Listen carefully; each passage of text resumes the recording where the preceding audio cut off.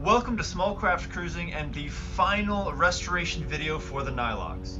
Okay, so here we are at Marina del Rey and we're going to do our first sea trial of the Nylox since I've rebuilt it. The boat's still pretty not finished yet. Most of it's cosmetics, but you also notice there's not much of an interior going on right now, but that's okay. We'll work with that one problem at a time. We're not going to do anything performance-wise, but we're just going to get the motor running. We're going to kind of start the break-in process and just do those sorts of things. So I'm pretty excited about this. So down the launch ramp we go. The 160-pound outboard is a little heavy for this boat, and I immediately realize I'll need to consider weight distribution when designing the interior. Also, the guides I installed on the trailer to keep the boat aligned are completely submerged and the boat is drifting a bit. I'll need to reconsider their placement on the trailer as well. After a few hours on the motor, we head out past the 5-knot speed limit buoy to see just how well this 25 horsepower motor can push the Nylox when it's loaded with 4 people and a little bit of chop in the water. The boat planes easily at a fairly low RPM, and when the break-in is complete, I will be eager to see just how fast this little boat can go. But for now, I've got a good idea on how I want to proceed with the interior arrangement and what I can expect from the boat all around. Alright, so with a great successful test on 4th of July, it's time to finish this boat once and for all.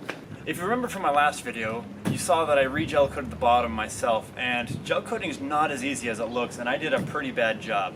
So I always thought, you know what, when it comes to the top, I'm going to have it done professionally. Well, I got some price quotes, and I just don't have the money in the budget for this project because I spent way too much money on this completely brand new outboard engine. So what we're going to have to do is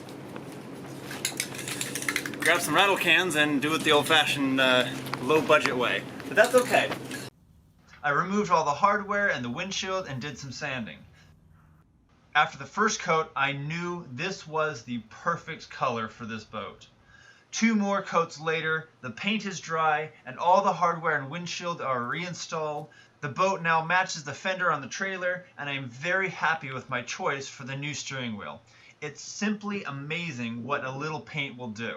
You may notice the splashback is untouched. I will need to redesign it to better accommodate the new motor design, but that project is going to wait till next summer. Since my gel coat turned out a little lumpy, we're sanding it down to be smooth before we apply the numbers to the hull. With that complete, I taped off and painted the accents in the paint, and am happy enough with how well it came out. I do need to get the accent color pinstriping done between the white and the teal, and am waiting for an opening at my friend's paint shop. Now I can finally turn my attention to building a new bench seat. I found some marine grade vinyl that is the exact color of the new paint and will be making it from that. So it's time to dust off the old sewing machine, spool up some thread and get going.